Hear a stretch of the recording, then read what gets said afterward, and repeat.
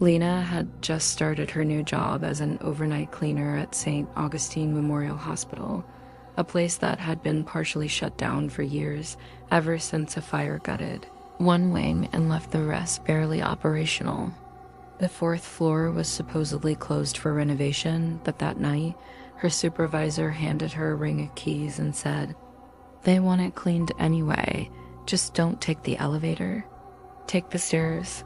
She asked why. "They say the elevator sometimes doesn't stop at the right floor."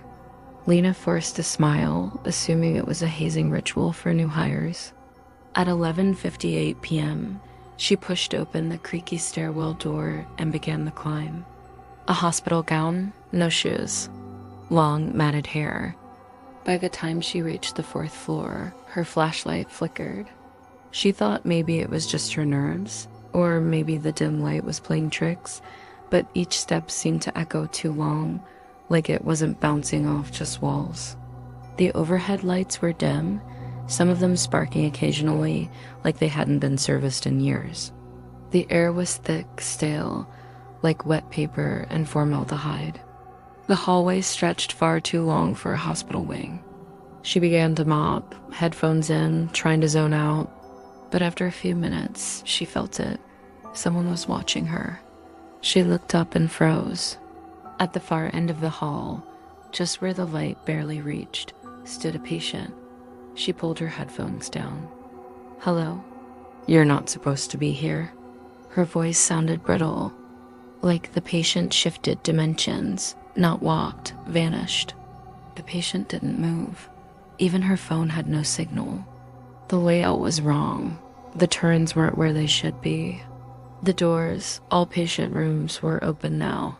Lena walked a few steps forward. "Do you need help?" Still nothing.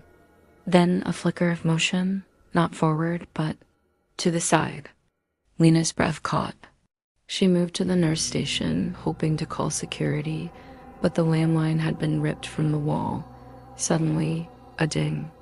Running, heart pounding, slamming stairwell doors open, but now the stairs went both up and down. She had no idea which direction she'd come from, the elevator. She turned to the elevator at the end of the hallway, watching as the doors slid open. Nobody inside. She hadn't called it. She moved down the hall, past rooms with open doors and shadows that moved behind them, even when she stood still.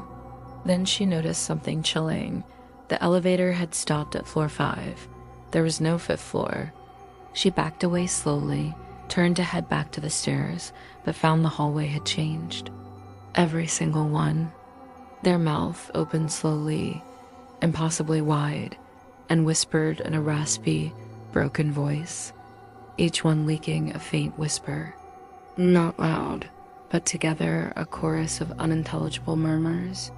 She took a step forward. One whisper grew louder, clearer. "You shouldn't be here." She bolted. She chose down, ran 3 flights. Burst out, but found herself not in the lobby, but back on floor 4. Except this time, all the lights were off. Only her flashlight remained, its beam narrowing as the battery faded. She tried a fire escape, chained, another stairwell. Gone. Just a blank wall now. She heard a sound behind her, a dragging foot. Then another, closer. She turned. There, barely illuminated, was the same patient, but their eyes were gone. Just smooth, sealed skin. You cleaned the wrong floor. The lights all went out. The next morning, a security guard found the mop bucket tipped over in the lobby, the janitor closet door wide open. Lena was never seen again, but the elevator? It sometimes opens by itself around midnight, floor 5, still not in the building plans. And if you re-in there when the doors close, you never come back to the right floor.